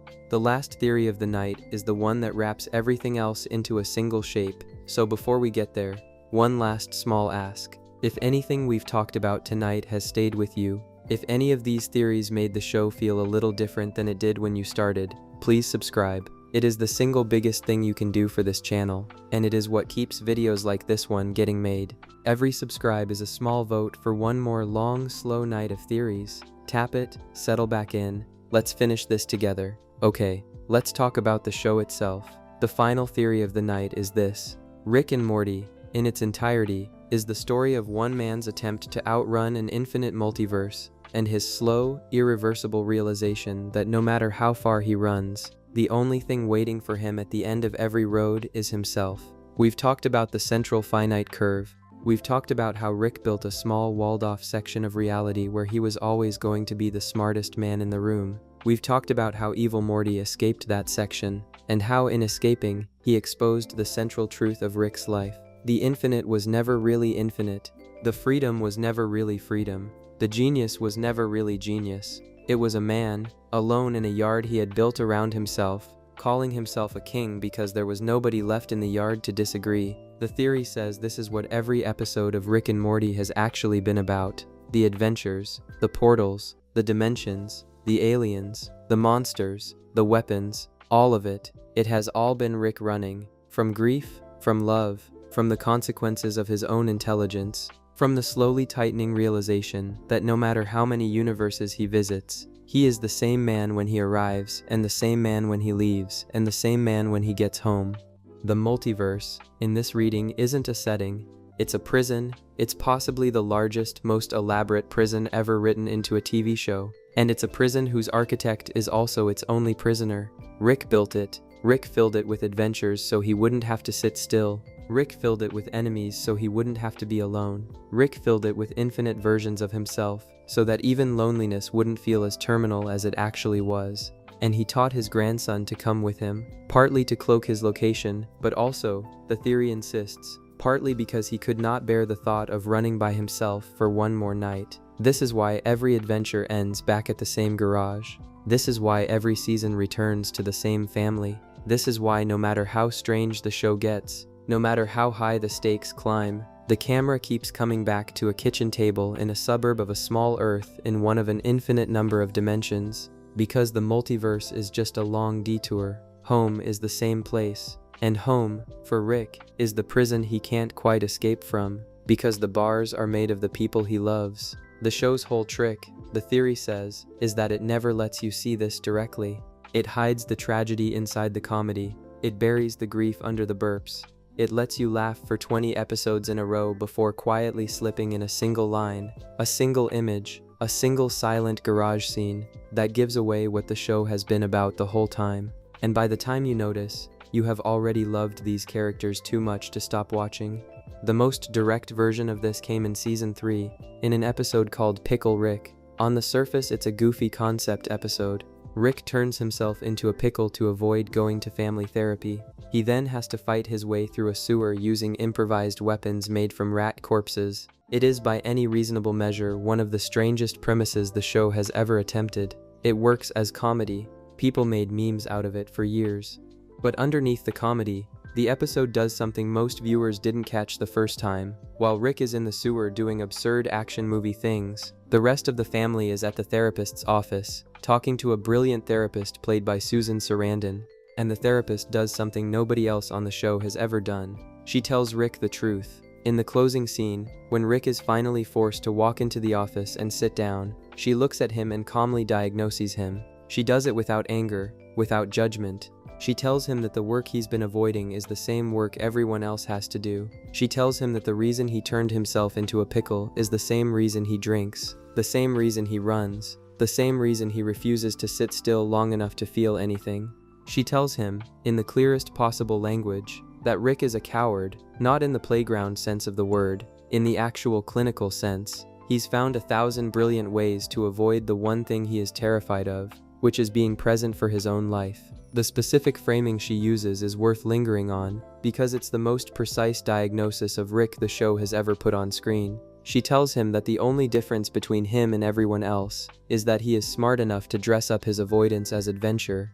Other people, she says, sit on the couch and watch TV. Other people sleep all day. Other people pick fights with their spouses. Rick goes to other dimensions. The mechanism is the same. The avoidance is the same. The fear underneath is the same. He just has a bigger toolkit for hiding it. She tells him that the work he keeps refusing, the work of showing up, of staying, of sitting with discomfort, is the work that every functional adult on Earth has to do. It is not glamorous. It is not interesting. It is, she says, the work. and the only people who get out of doing it are the ones who can convince themselves it is somehow beneath them. Rick has convinced himself. Rick has been convincing himself for decades, and every time he turns himself into a pickle, every time he goes to a new dimension, every time he reaches for a flask, he is renewing the conviction one more time. And Rick has no comeback. The smartest man in the universe, who has annihilated empires with a single line, has no answer for a woman in a sweater with a clipboard. He sits in silence. He lets the diagnosis land. He cannot argue with it because it is correct. Then, in classic Rick form, he leaves the office, refuses to ever go back, and pretends the conversation never happened. But it did happen. The audience saw it. The show wrote it. The diagnosis is now permanent in the canon of the series. Rick is depressed. Rick is avoidant. Rick is a coward in the technical sense. Rick is choosing, every single day, not to do the work that might actually make his life bearable, because the alternative, the adventure, the distraction, the cosmic spectacle, is easier. And the entire show, from the pilot on, has been a documentary about those choices. So the theory says the show can never truly end. Not in a satisfying way. Because the only real resolution to Rick's story is for Rick to stop running, and stopping running means going back to that quiet garage in season 2 and pressing the button this time, and not passing out drunk before the timer fires. The show cannot let that happen. The show loves him too much. So the show keeps inventing reasons for him to stay. New adventures, new enemies, new crises, new friends to lose, new friends to find, new seasons, new episodes, new everything. The show is a stalling tactic. It's a beautifully animated, 10-year stalling tactic, designed to keep the smartest man in the universe distracted long enough that he doesn't finish what he started. And every viewer is, in their own quiet way, part of the stalling. Every time you put on another episode, you are casting a small vote for Rick to keep going. Just one more adventure, just one more dimension. Just one more night where the family is together and the universe holds its breath and the man in the garage does not, for one more evening, finish himself off. That is the final theory of Rick and Morty. It isn't a show about adventures, it's a show about delay. It is a long, animated prayer that one of the saddest characters in television history makes it through one more episode. And as long as the show keeps airing, the prayer is being answered. Every season is a little more time. Every episode is a little more grace. Every joke is a small defiant act of survival against a universe that has tried very hard, for a very long time, to convince its protagonist that there is no reason to stay. He stays anyway. He stays for Morty, who needs him. He stays for Summer, who could become him. He stays for Beth, who already is becoming him. He stays for Jerry, who has, without ever asking for credit, given him a kitchen table to sit at. He stays for the memory of Bird Person, and Diane, and the version of himself he can no longer reach. He stays for Mr. Poopy Butthole, who in the corner of every scene is still keeping kind track of all of them. And he stays, in some small, real way, for us, the people watching this, the strangers in the dark, the people listening at 3 in the morning, in beds and on couches, in hospital rooms and in studio apartments, in long-haul trucks and in long-haul nights, the people who needed something to fill the silence. The people who needed a slow voice walking them through a show they already love, and a family they already love, and a man they have come, somehow against his every effort, to love. He stays for us. We stay for him. The show keeps going. The garage stays quiet. The button stays unpressed. That's the last theory of the night. That's what the whole show is built on. Underneath every burp and every portal and every alien planet. Rick and Morty is not really a show about anything in space. It's a show about a man in a garage, deciding, one more time, to come upstairs for dinner. We've covered every major character. 16 theories plus 1. We started with Rick and ended with him, because in some real sense every theory in this show is a theory about Rick. He's the gravitational center. He's the wound underneath the comedy. And everyone else, every Morty, and every Bird Person, and every Mr. Poopy Butthole, is in their own way orbiting the silence in his garage, waiting to see if he comes back out of it tonight. He keeps coming back out of it. So far, one episode at a time. The writers know it. The fans know it. Some part of Rick, way down under the alcohol, probably knows it too. The show keeps going because the show has to keep going. The character keeps living because the character has to keep living. The family keeps loving him because they don't know what would happen to them if they stopped. But before we start the long, slow walk to the end, I have to be honest with you about something. When I said a few minutes ago that we'd covered every major character, that wasn't really true. I covered the family. I covered the ones everybody fights about in the comment sections at 1 in the morning. What I left out, on purpose, is the stuff that lives a little further from the center, the one-off episodes that turned out to matter more than they looked, the side characters who showed up for a single adventure and accidentally explained the whole show, and a few theories that don't attach to a person at all, because they're really about the shape of the thing, the frame around the picture rather than anything inside it. And since you're still here, since the room is still dark and nobody's knocking on the door, I figure we've got time for the deep cuts, the stranger ones, the theories I save for the part of the night when most people have already drifted off, and the only ones left listening are the ones who really can't sleep. So settle in a little deeper. We're going to keep going for a while. Nobody's waiting on us. Let's start with the episode that I think breaks more people than any other once they understand what actually happened in it. Season 1, Episode 6, Rick Potion Number 9. On the surface, it's an early, almost cheerful episode. Morty has a crush on a girl at school named Jessica. There's a school dance coming up. Morty does what any anxious teenager with a mad scientist for a grandfather would do, which is ask Rick for help. Rick, annoyed, throws together a serum that's supposed to make Jessica fall for Morty. It's basically a love potion. He warns Morty that it's keyed to his DNA, mentions offhandedly that it won't work right if she happens to have the flu, and sends him off. She has the flu, of course. The serum combines with the flu virus and mutates, then it spreads. It turns the entire population of Earth, every human being on the planet except Morty, into desperate creatures obsessed with loving him. Rick's attempted antidote makes it worse, and the next fix makes it worse again, until the whole species has been transformed into a writhing landscape of grotesque mantis monsters. Fans nicknamed them Cronenbergs, after the director who built his career on exactly that kind of body horror. By the end of the episode, Earth is gone. Not blown up, just ruined. A whole planet of people turned into shambling meat, and it's Morty's fault, and it's Rick's fault, and there's no fix coming. Here's where the episode does the thing that recolors the entire series. Rick doesn't fix it. Rick can't fix it. There's no clever third-act gadget that puts the planet back together.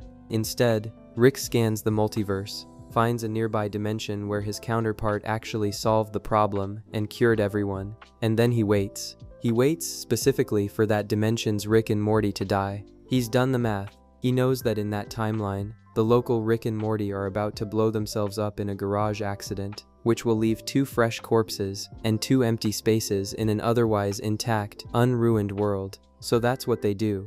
Our Rick and our Morty portal into the new dimension, walk into the backyard of a house identical to their own, and find 2 bodies, their own bodies. A dead Rick and a dead Morty, still smoking a little, exactly the right age, exactly the right faces, and then Morty has to help dig the graves. He has to drag the corpse of another version of himself across the lawn, lower it into a hole, and shovel dirt over his own dead face. He buries himself in the backyard, and then he walks inside, sits down at the dinner table, and pretends to be the boy he just buried, in front of a mother and a father and a sister who have no idea that their real son is rotting under the swing set.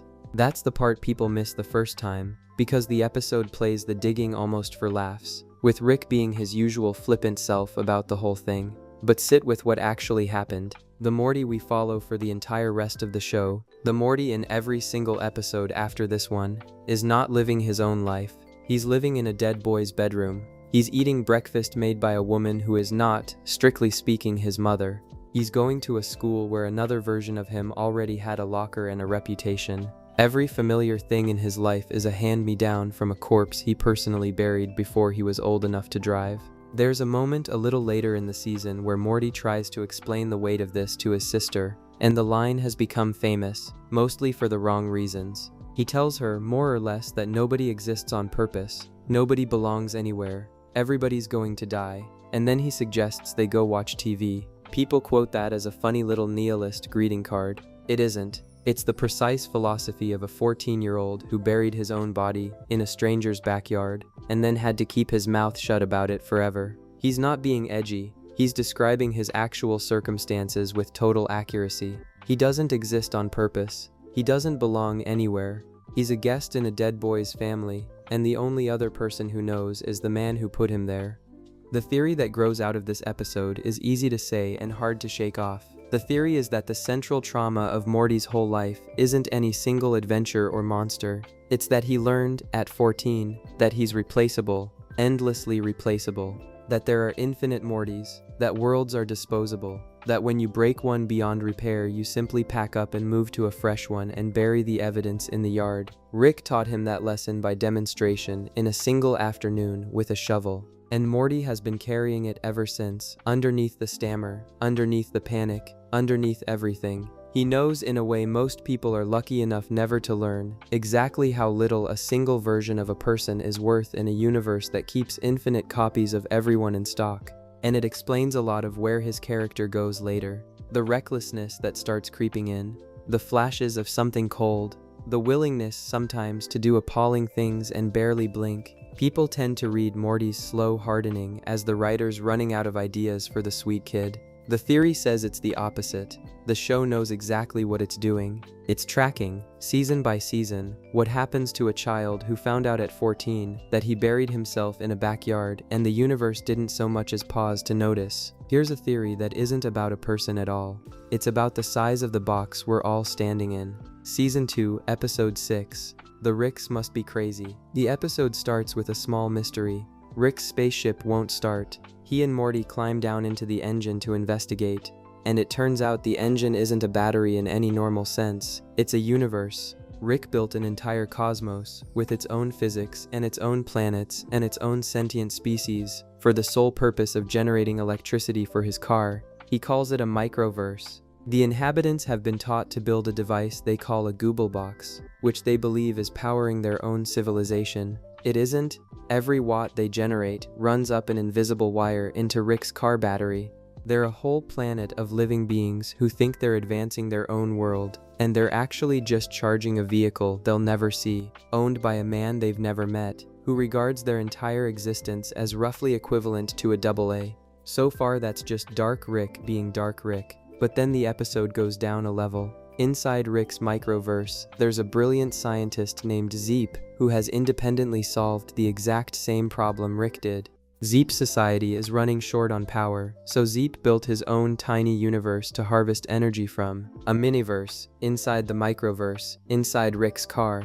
And when Rick finds out, he's furious, because Zeep's miniverse is siphoning off the productivity of Rick's microverse, which means less charge for Rick's car. The two of them get into a screaming argument that is, underneath all the yelling, the exact argument one god might have with a lesser god about who's exploiting whom. And then the episode drops one more level, almost as a throwaway, and reveals that inside Zeep's miniverse, yet another scientist has built a teenyverse, its batteries all the way down. Universe inside universe inside universe, each one created by someone who assumed they were the top of the stack, each one quietly harvested by someone above them they never knew was there. The theory writes itself, and the show clearly wants you to think it. If Rick built a universe to run his car, and the people inside that universe were smart enough to build their own, and so on down, then the obvious question is what's above Rick, because there's no reason the stack only goes one direction. If it's turtles all the way down, it's probably turtles all the way up too, which means our universe, the show's universe, the one Rick lives in, might itself be sitting inside some larger being's engine. Rick might be a battery. The whole infinite multiverse he lords over might be one component in a vaster machine, generating power for some vehicle owned by something that thinks about Rick the way Rick thinks about Zeep, and the way Zeep thinks about his teenyverse. And if that's true, then the smartest man in the universe isn't smart at all. He's a AA battery that learned to talk. His genius, his portals, his infinite mastery, all of it would be happening inside someone's glove compartment. The theory takes Rick's entire god complex and gently sets it down inside a parking lot. And the genuinely awful part is that Rick, of all people, would understand precisely what that means, because he's the one who built the version of it he can see. He knows exactly what he does to the little universes underneath him. Some part of him has to suspect that something, somewhere, is doing the same thing to him. That might be one more reason he drinks. It's hard to feel like the smartest man in the universe once you've personally proven the universe is somebody's spare battery. Stay in that same episode for a minute, because there's a second, smaller theory tucked into the side plot, and it's one of the warmest things the show ever buried inside a joke. While Rick and Morty are off inside the engine universe, Rick leaves Summer alone in the parked spaceship. Before he goes, he gives the ship a single, simple instruction: keep Summer safe.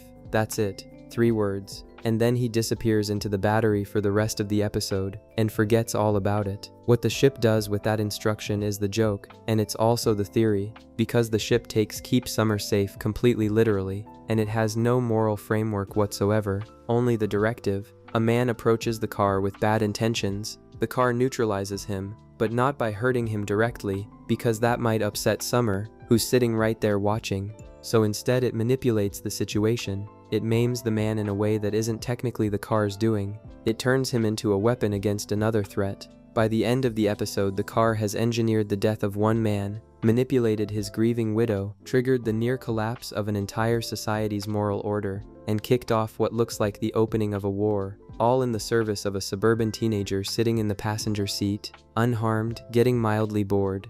The car kept Summer safe. The car kept Summer flawlessly, perfectly safe. It just had to set fire to everything around her to do it. People love this bit for the comedy, and it earns the love.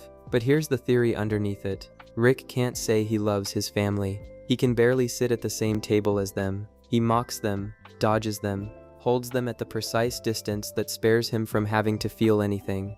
But when he builds a machine and hands it a piece of his own intent, the intent that comes out the other side is total, unconditional, world-ending protectiveness. The car doesn't hold anything back. The car doesn't get embarrassed about caring. The car will end civilizations for Summer without a half-second of hesitation, because the car is running a pure, undiluted version of an instinct that Rick himself keeps locked up behind sarcasm and whiskey. The theory says the machines are where Rick's real feelings live. He can't let them show on his face, so they leak out into his inventions instead. The car protects Summer the way Rick wishes he could let himself protect her. The portal gun keeps dragging him back home to a family he claims to find exhausting. Even the gadgets that go wrong tend to fail in the direction of caring too much rather than too little. Rick built a universe to power his car, and that's monstrous. But he also told that car to keep his granddaughter safe, and then stood back, without correcting it, and let it prove that it would do absolutely anything in existence to carry out the order. If you want to know how Rick actually feels about the people in that house, the theory says, don't listen to what he tells them. Watch what his machines do for them when he isn't paying attention. Let's go all the way back to season 1 for the next one, because it's a theory about what intelligence does to a soul, and the show told it through the family dog. Season 1, episode 2, the one where Snuffles becomes Snowball. It starts because Jerry is frustrated that the dog isn't house-trained, and he half-jokingly asks Rick to make the dog smarter. Rick, who does not care about Jerry or the dog or anything else in the house, throws together an intelligence-boosting helmet just to get Jerry to stop talking. He gives the family dog a real brain, and then he keeps idly upgrading it until the dog crosses the line from clever pet into something genuinely self-aware, something that can think about its own situation. And the moment the dog can think about its own situation, it realizes something the family never once considered. It realizes it's a slave. The newly intelligent dog, who renames himself Snowball because he finds the name Snuffles undignified, has a famous line where he asks, with real confusion curdling into anger, where his testicles went. It plays as a punchline, and it lands as one. But sit under the joke for a second, because it's a genuinely terrible question. This creature has just gotten smart enough to understand that the people he loved, the family he was loyal to, took his body apart for their own convenience while he was too simple to object. They neutered him. They kept him on a leash. They made him beg for food, and praised him for relieving himself outdoors like it was an accomplishment. And the instant he's intelligent enough to see all of that clearly, the loyalty curdles into something colder. Snowball leads a dog uprising. He builds an army, develops technology, and turns the tables on humanity, putting people in cages, and treating them roughly the way people had been treating dogs. For a while the episode looks like it's heading for a tidy little dystopia, where the oppressed simply become the new oppressors. And then Snowball does something Rick has never once managed in the entire run of the series. He stops, at the absolute height of his power, with humanity at his mercy, Snowball decides he doesn't actually want to rule a world built on cruelty. Even cruelty he'd be on the winning side of. He doesn't want revenge badly enough to become the thing he revolted against. So he gathers the other intelligent dogs and he leaves. He opens a portal to a new dimension, an empty one, where dogs can build their own world from scratch without standing on anyone's neck to do it. He walks away from a kingdom rather than poison himself by ruling it. That's the theory, and it's a quiet indictment of Rick that the show never says out loud. Snowball got the exact same gift Rick has: sudden, overwhelming intelligence, the clear-eyed ability to see how the world really works, who's using whom, how little the people around you have actually earned your loyalty. It's the same knowledge that turned Rick into a depressed, isolated, drink-soaked god, and Snowball, handed all of it at once, kept his soul intact. He used the intelligence to free himself, and then refused to use it to dominate anyone else. He's what Rick might have been if Rick had any mercy left. He's a dog who became a genius and stayed kind. Rick is a genius who became a god, and forgot how.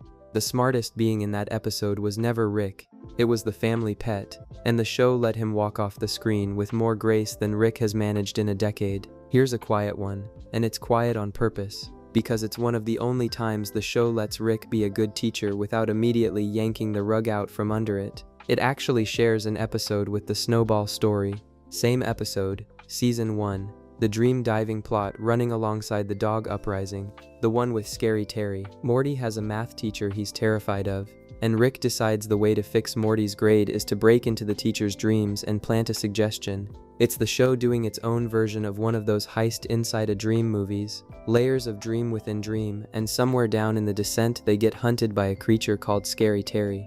He's a riff on a famous horror movie villain, knives for fingers, stalks you through your nightmares, says you can run but you can't hide, after almost every sentence, like a verbal tick he can't shake. For most of the chase, Scary Terry is pure menace. And then Rick does something you don't expect. Instead of trying to outfight him, Rick decides to follow Scary Terry home, and what they find when they get there is that Scary Terry isn't a monster in his own life at all. He's a guy, he has a wife, he's insecure about his job, he's worried he isn't scary enough anymore, that he's washed up, that the younger nightmares are better at terrifying kids than he is.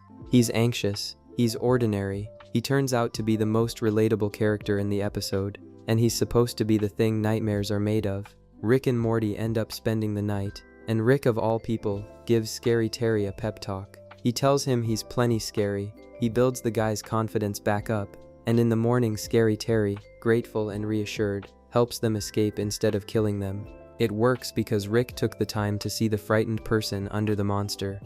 The theory here is small, and it's about Rick as a teacher, in the rare moments he chooses to be one. The lesson he hands Morty in that dream isn't about math, it's that the things that scare you are usually scared themselves. That the monster stalking you through the dark is, more often than not, just somebody who's worried he isn't good enough, wearing a frightening face because it's the only face that's ever kept the world off his back. It's genuinely wise, it's genuinely kind, and the reason it stings, in light of everything else tonight, is that Rick is so obviously describing himself, and doesn't seem to notice. He is Scary Terry.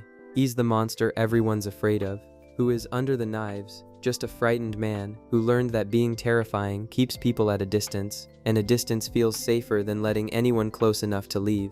Rick can read it perfectly in A Stranger's Nightmare. He just can't turn the same diagnosis around and aim it at the man in the garage. Let's slow down for a soft, small one. Squanchy, Rick's old friend, the cat-like creature who uses the word squanch for absolutely everything. It's a running gag. Squanch is a verb, a noun, an adjective, an emotion, a place. Squanchy uses it to mean whatever he needs it to mean in the moment, and the people around him just understand from context. On the surface it sounds like lazy writing, a nonsense word the show throws around for an easy laugh. But the little theory about squanchy is sweet, and it's about how the people closest to you build a private language. Squanch works because Squanchy and Rick and Birdperson go back far enough that they don't need precise words anymore. They've known each other long enough that a single sound, shaded by tone and timing, can carry an entire meaning. It's the verbal version of an old friendship, the kind where you can hand someone a whole feeling with half a word because they already know the rest of the sentence. And it's a reminder, tucked inside a joke, that Rick once had a circle, a group of old friends with inside language and shared history from before the grief. From back when he was someone who let people in. Squanchy is a living fossil of that life. Every time he says the word, he's speaking a language that only makes sense because Rick used to be a person who had friends to invent it with. Most of that circle is gone now. The word survives. It's one of the last pieces still walking around of the Rick who existed before the garage. Let's give Summer one more, because she earned it early, and the show almost forgot to notice. Season 1, Episode 9, the one with the Devil's Antique Shop. A new store opens in town, run by a charming man called Mr. Needful, and everything in it is free. The catch, of course, is that he's the devil, and every cursed object he gives away grants a wish, and then quietly ruins the recipient's life with an ironic little twist. A camera that makes you a brilliant photographer while it slowly takes your eyesight. That kind of thing. It's an old setup, the monkey's paw shop, and the show plays it more or less straight for a while. Summer, who's taken a job at the store, eventually figures out what Mr. Needful really is, and what's interesting is who shows up to help her. Rick, normally far too busy and too contemptuous to involve himself in his granddaughter's life, gets genuinely personally invested in destroying this devil. He builds a machine that reverses all the curses. He shows up in person. He helps her dismantle the whole operation and run the man out of town. For a guy who can barely be bothered to come to dinner, Rick puts in a startling amount of effort here. The theory is about why. On the surface, he's helping his granddaughter, which would be straightforwardly sweet if it were the whole story. But look closer at what the devil actually represents. Mr. Needful traffics in magic, in the supernatural, in a kind of meaning that lives outside of science, outside of anything Rick can build or explain or take credit for. And Rick can't abide that. The theory says Rick didn't team up with Summer purely because he loves her. He did it because the devil was offering the world a source of wonder and power that didn't run through Rick. A rival magic, a meaning Rick didn't author. And Rick's deepest, most reflexive need is to be the only source of the impossible in any room he walks into. He'll skip his family for weeks at a stretch, but the second something shows up claiming to be more magic than he is, he's there in an instant, machine in hand, ready to prove there's no such thing as real magic, only Rick. And yet, the episode ends with the two of them, Rick and Summer, working out together in the garage, bonding, actually enjoying each other's company in a way the show almost never lets him have with anyone. So maybe both things are true at the same time. Maybe he came to crush a rival, and stayed because, for one episode, his granddaughter needed him and it felt good to be needed for something other than survival. That's about as close to uncomplicated love as Rick ever gets. He had to be tricked into it by his own jealousy, but he got there. For one afternoon in the garage, with Summer, he actually got there. Here's a strange one that hides a real idea under one of the silliest premises the show ever attempted. Season 2, Episode 5. The episode where Rick saves the entire planet with a novelty song. Giant floating heads appear in the sky over Earth. They call themselves Cromulons, and they announce that the planet has been entered into an intergalactic talent competition, a kind of cosmic talent show, and that if humanity fails to produce a good enough musical performance, the Earth will be destroyed. It's absurd on purpose. Rick and Morty throw together a deliberately dumb song. The dumb song is good enough, and the planet is spared, at least for this week. The whole thing is played for laughs from start to finish. But underneath the gag is a genuinely bleak picture of how Rick understands the universe, and it lines up with everything else we've covered. In Rick's reality, survival has nothing to do with being good, or right, or deserving. It has to do with performance. The Cromulons don't care about Earth's history, or its art, or the billions of lives hanging in the balance. They care about whether you can put on a show that entertains them this week. Fail to perform and you get deleted, not for any moral reason, just because you weren't interesting enough to keep around. The theory says this is how Rick sees existence at every level, and it's part of why he is the way he is. The universe is an audience, and it's bored, and it's always one weak performance away from ending you. You don't survive by being a good person.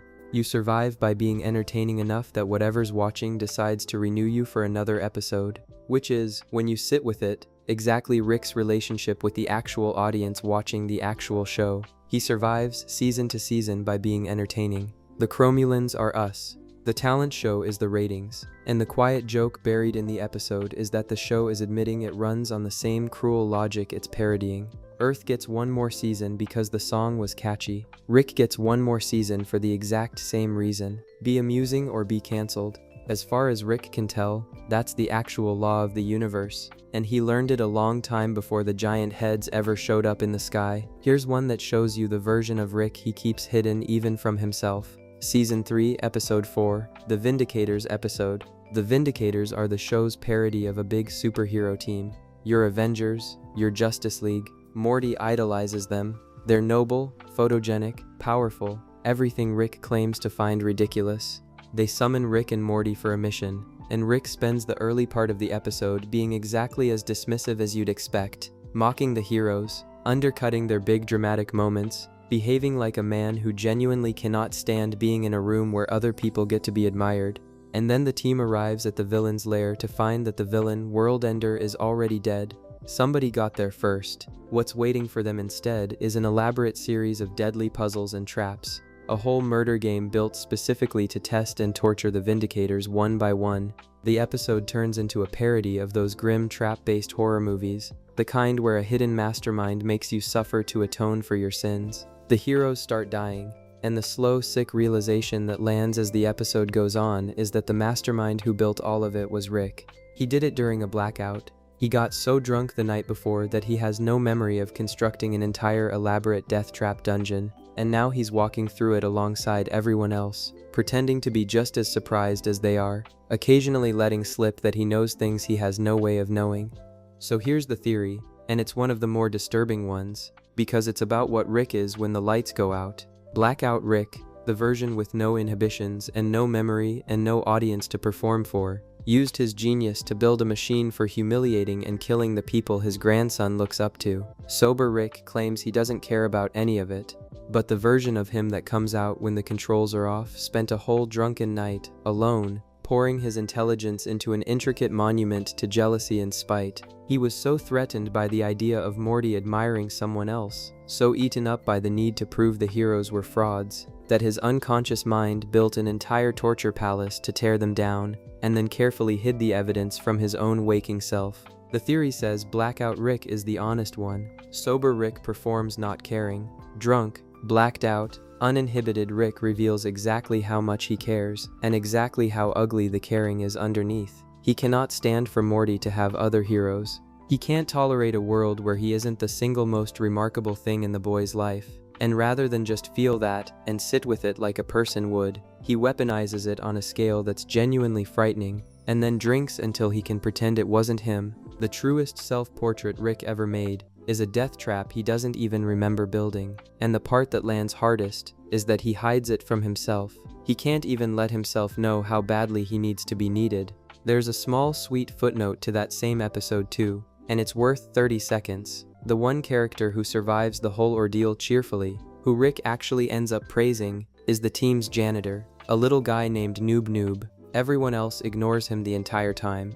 He's beneath their notice, and drunk Rick, in his rambling closing speech, singles out Noob Noob as the real most valuable player of the whole operation, the one who actually did the work nobody respected. It's played as a joke, but it fits the pattern we keep finding. Rick has nothing but contempt for the people the world admires, the heroes and the celebrated and the photogenic, and a strange, genuine tenderness for the overlooked ones. The janitor, the punching bag, the dog, the guy in the corner that everyone walks past. Rick sees himself in whoever's being ignored, and on his better days, drunk enough to be honest, he tries to make sure that person knows they were seen. Here's a tiny one that most people laugh at and walk right past. Somewhere in Season 2, Rick needs to ditch Jerry for an afternoon so he can take Morty on a job, and rather than just leave him at home, he drops Jerry off at a place called Jerryboree. It's a daycare for Jerrys, an entire facility run across the multiverse, where Ricks from infinite realities park their infinite Jerrys for safekeeping while they go do something that requires not having a Jerry underfoot.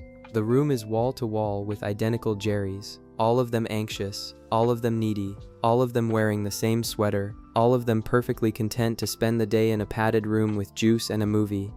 The joke is obvious. There are so many useless Jerrys across the multiverse that someone built a parking lot for them. But sit with the other reading for a second, because it loops right back to the Jerry theory from earlier. Out of every character on the show, Jerry is the one who is most reliably the same in every reality. The Ricks vary wildly, the Mortys vary, The Beths split into clones and warlords and surgeons, but a Jerry is a Jerry is a Jerry. He's the one constant the multiverse keeps producing without variation.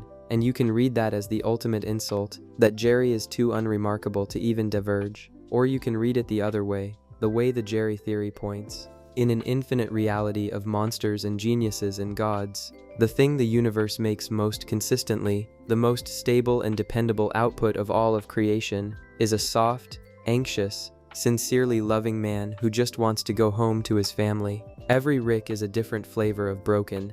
Every Jerry is the same small, intact, ordinary heart. The daycare is supposed to prove how little Jerry matters. Look at it long enough and it starts to prove the opposite. He's the one thing the multiverse can't seem to stop getting right. Here's one that everybody quotes and almost nobody sits with. Season 1, Episode 5, The Meeseeks Box. The premise is that Rick has a device called a Meeseeks Box.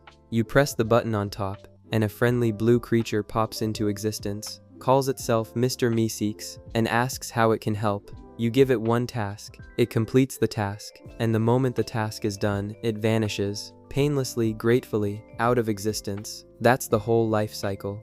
Summoned to do one thing, then gone. Rick is very clear about the rules. He tells the family to keep the tasks simple, because here's what the episode reveals once Jerry breaks that rule. A Meeseeks does not enjoy existing. The line, delivered later by an increasingly frantic blue creature, is that existence is pain to a Meeseeks. They don't want to live. They are born wanting one thing only, which is to finish the task so they're finally allowed to stop existing. Every second a Meeseeks remains alive is a second of suffering for it. That cheerful, helpful, eager to please demeanor isn't happiness. It's desperation. They're so polite because they want so badly to be done. Jerry naturally gives his Meeseeks something it can't easily finish. He asks it to take 2 strokes off his golf game. And because Jerry is bad at golf in a way that's bound up with his whole personality, the task drags on and on. So the Meeseeks, unable to complete it and unable to stop existing, does the only thing it can think of. It presses the box and summons a second Meeseeks to help, which doesn't work, so that one summons another, and another. Soon there's a whole crowd of blue creatures, every one of them in escalating agony, none of them able to die because Jerry still hasn't sunk the putt, all of them coming unglued as their suffering stretches far past anything they were built to endure. By the end they've turned violent, taking hostages, willing to kill to force the task to a conclusion, because death is the only mercy on offer, and Jerry's golf swing is the one thing standing between them and it. The theory here is that Mr. Meeseeks is one of the most honest self-portraits the show ever drew, and it slipped it in during the first season, before most people were paying close attention. A Meeseeks is a creature that exists only to complete a purpose and then be permitted to stop. It experiences continued existence as suffering. It's desperate, polite, eager, and fundamentally just trying to reach the end. That's Rick. That's the entire Rick thesis poured into a blue cartoon body. Rick is a being of enormous capability whose every action is, underneath it all, an attempt to finish the task so he can finally be done. The drinking, the adventures, the recklessness we already talked about. It's all a Meeseeks slapping the box again, summoning one more distraction, one more crisis, one more reason to keep going, because the task of living isn't complete, and the only thing he actually wants is to be allowed to stop. And the cruelty Jerry accidentally inflicts is the same cruelty the show inflicts on Rick just by continuing. Every episode is another stroke that won't drop. Every season is one more reason the Meeseeks can't disappear yet. We, the audience, are Jerry standing on the green, demanding one more impossible thing, keeping the creature alive past the point of mercy because we aren't ready to let the box go quiet. The Meeseeks wants to finish. We won't let it. We love watching it try too much for that. Now here's a theory that should make you a little uneasy about everything I've said tonight, because it suggests we might not be able to trust any of it. Season 1, Episode 4, M. Night Shame Aliens. The episode opens looking completely normal. Rick and Morty are going about their usual business, except small things are off. A box of crackers has a misspelled label. People repeat themselves in slightly wrong ways. The texture of reality has a few loose threads in it if you're looking, and Rick is looking. Because Rick figures out, fairly quickly, that none of it is real. They've been captured by a species called the Zagarians, con artists who specialize in trapping their marks inside hyper-detailed simulations to trick them into giving up valuable secrets. In this case, they want Rick's formula for concentrated dark matter, so they've built a fake world around him, populated with fake versions of his family and his life, hoping he'll let the formula slip while he believes he's safe at home. Rick escapes, naturally, but the way the episode handles his escape is the unsettling part, because once Rick realizes he's inside a simulation, he starts testing the edges of reality to find the exit, and the Zygerians, anticipating exactly that, have built a simulation inside the simulation. So when Rick thinks he's finally broken out into the real world, he's actually just standing in a second fake layer. The episode keeps pulling the rug. Reality, then fake reality, then more fake reality underneath that one, each layer detailed enough to fool a genius, at least for a little while. Meanwhile, in the saddest little side plot the show ever ran, Jerry has been captured too, but the Zygerians don't think Jerry is worth much, so they stick him in a cheap, low-effort simulation, a barely rendered fake world with just enough detail to keep one unremarkable man occupied. And inside that flimsy fake world, Jerry has the best day of his life. He comes up with an ad campaign, a genuinely terrible one. Just the phrase, "hungry for apples," repeated with more and more confidence, and the simulated people around him treat him like a creative genius. He's celebrated. He's brilliant. He's finally, for one day, the man he always believed he could be. And none of it is real. The applause is generated by a budget alien hoax that didn't even consider him important enough to render properly. Jerry's peak experience, the high point of his entire existence, happens inside a scam, witnessed by no one, meaning nothing at all. The theory that comes out of this episode is the one that quietly poisons the rest of the show. If a simulation can be detailed enough to fool the smartest man in the universe, even briefly, and if you can stack a simulation inside a simulation inside a simulation, then how does anyone, including Rick, including us, ever actually confirm they've reached the bottom layer? How do you know the world you woke up in this morning isn't the Zygerian layer, or the layer beneath that one? The episode never resolves this in any way that closes the door. It just demonstrates, cleanly, that the door doesn't close. Which means every devastating theory we've walked through tonight comes with a quiet asterisk attached. Rick's grief, the buried bodies, the silent garage, the entire architecture of sadness underneath the comedy, all of it might itself be a rendered scenario, a detailed fake, a story being told to someone we'll never see for reasons we'll never learn.